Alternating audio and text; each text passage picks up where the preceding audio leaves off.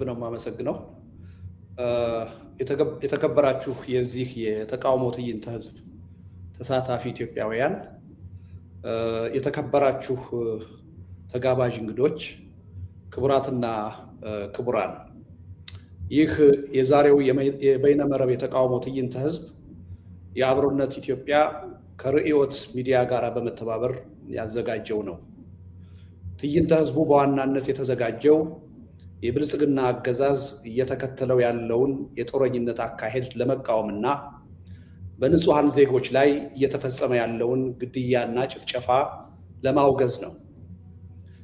የትዕይንተ ህዝቡ መሪ ቃልም ጦርነት ይቁም፣ የግፍ አገዛዝ ያብቃ፣ ሰላም ይስፈን የሚል ነው።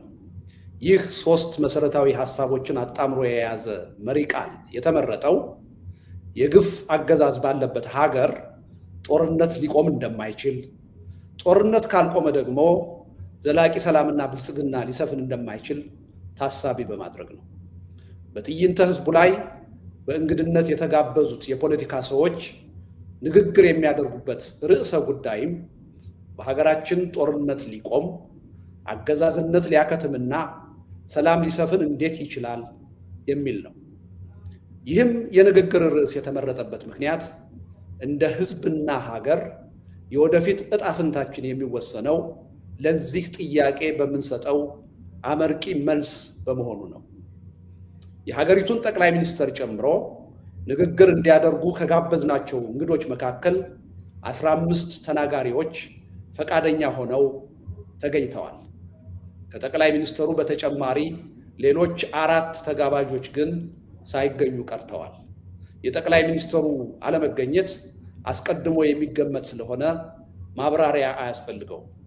ከተጋባዦቹ መካከል አንዱ አቶ ታዬ ደንደአ ሲሆኑ በዚህ መድረክ ላይ ንግግር ለማድረግ ተጋብዘው ፈቃደኛ ከሆኑ በኋላ ሐሳብን አብዝቶ በሚፈራው አገዛዝ በመታሰራቸው ምክንያት ሳይገኙ ቀርተዋል። ቀሪዎቹ 3 ተጋባዦች ዶክተር ደብረጽዮን ገብረ ሚካኤል፣ አቶ አሉላ ኃይሉ የሳልሳዊ ወያኔ መሪ ናቸው፣ አቶ እስክንድር ነጋ ከፋኖ። እነዚህ 3 የፖለቲካ ሰዎች ለእኛ ግልጽና አሳማኝ ባልሆነ ምክንያት ግብዣችንን ሳይቀበሉት ቀርተዋል። ነገር ግን በእነሱ አለመገኘት ምክንያት የውክልና መጓደል እንዳይፈጠር ለማድረግ የሚያስችል ቅድመ ዝግጅት አድርገን ስለነበር ጉድለቱን ለማሟላት ሞክረናል። በዚህም ምክንያት ያቀድነውን የ15 ተናጋሪዎች ቁጥር ማሳካት ችለናል። ይህንን ትዕይንተ ህዝብ ለህዝብ በቀጥታ እንዲያስተላልፉ ከጋበዝናቸው 25 የሚሆኑ መገናኛ ብዙሃን ውስጥ 20ዎቹ ይሄን ዝግጅት በቀጥታ ለማስተላለፍ ፈቃደኛ ሆነዋል። ንግግር አቅራቢዎቹም ሆኑ መገናኛ ብዙሃኑ ይህንን ትዕይንተ ህዝብ ካዘጋጀነው አካላት ጋር በአንዳንድ ጉዳዮች ላይ የአመለካከት ልዩነት ያላቸው ናቸው። ልዩነት መኖሩ ግን በዚህ መድረክ ላይ እንዳይገኙ አላገዳቸውም።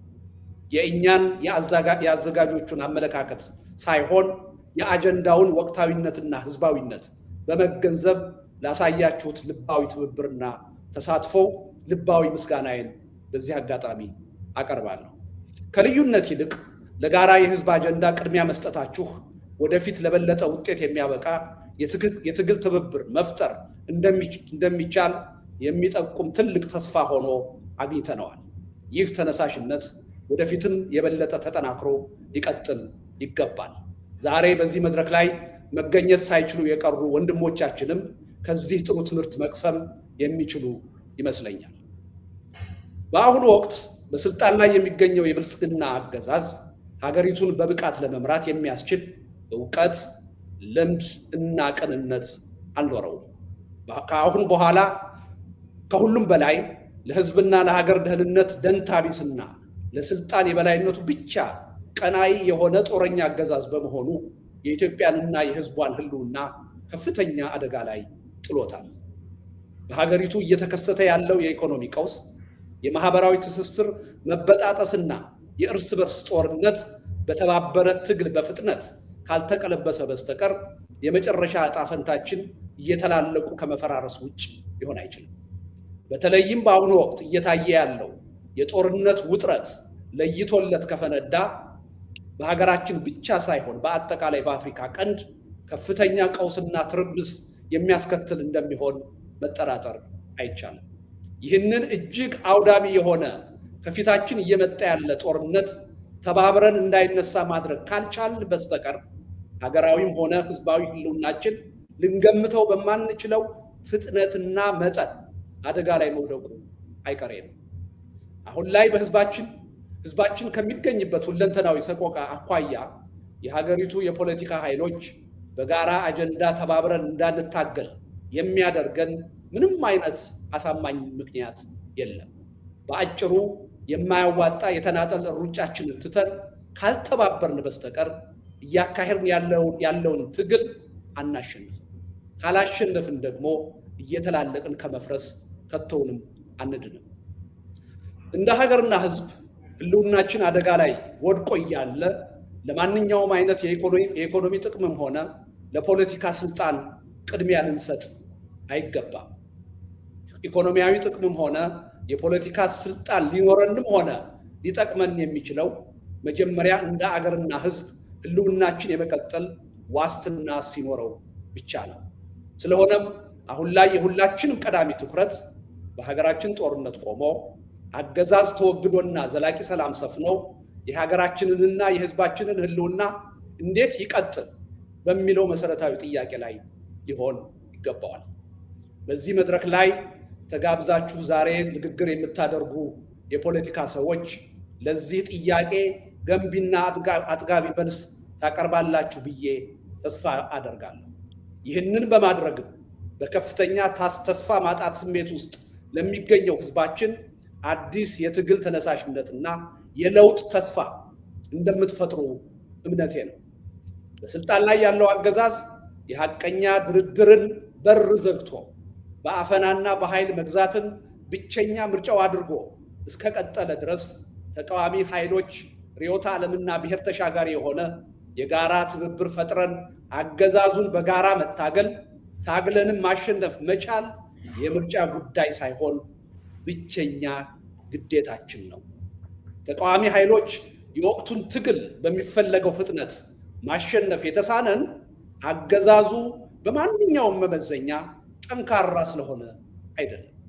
ይልቁንም እኛ ተቃዋሚዎች መከባበር፣ መደማመጥና በጋራ ጉዳያችን መተባበር የተሳነን ደካሞች በመሆናችን ጭምር።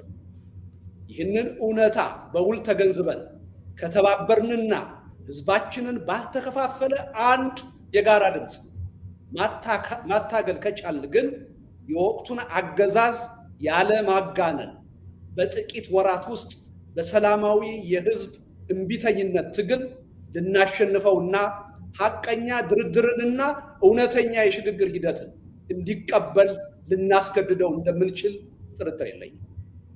ከዚህ እምነት በመነጨ የዛሬውን የተቃውሞ ትዕይንተ ህዝብ ስኬታማነት እንደ አንድ ተጨባጭና ጥሩ መነሻ በመውሰድ በአጭር ጊዜ ውስጥ በጋራ መለስተኛ ፕሮግራም የጋራ ትብብር ፈጥረን ህዝባችንን አገዛዝ አንቀጥቅጥ ለሆነ ሰላማዊ ህዝባዊ እምቢተኝነት ትግል አነሳስተን በብቃት አታግለን ለአሸናፊነት መብቃት አለብን።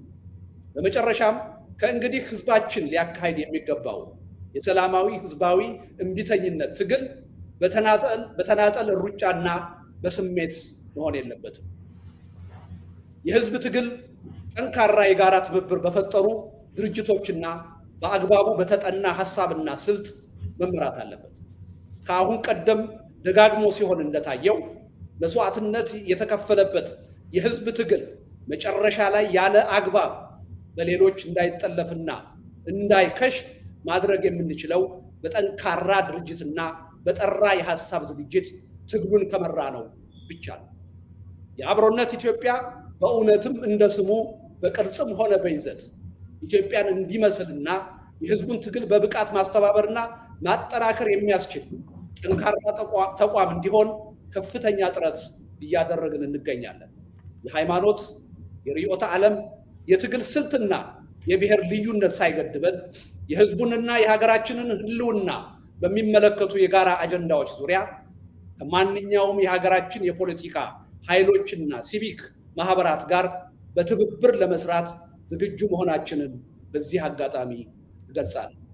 የሀገራችን የፖለቲካ ኃይሎች በመካከላቸው ያሉ ልዩነቶችን በውይይትና በድርድር የሚፈቱበትን መድረክ በመፍጠር ከዚያም በላይ በጋራ ሀገራዊ አጀንዳዎች ዙሪያ ጠንካራ የጋራ ትብብር የሚፈጥሩበትን ሁኔታ በማመቻቸት የህዝቡ ሰላማዊ የእምቢተኝነት ትግል እንዲጠናከርና ለውጤት እንዲበቃ ከፍተኛ ዝግጅት በማድረግ ላይ እንገኛለን።